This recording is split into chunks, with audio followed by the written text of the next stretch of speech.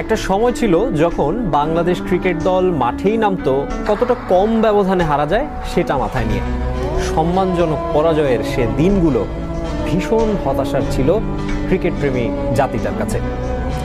একটা জয়ের জন্য অপেক্ষার প্রহর গুনতে হতো সবাইকে। সেই হতাশার গল্পে রূপকথার নায়কের মতো আবির্ভাব হয় কয়েকজন দুর্দান্ত ক্রিকেটারের। নিশ্চয়ই এতক্ষণে বুঝতে পারছেন কাদের কথা বলছি।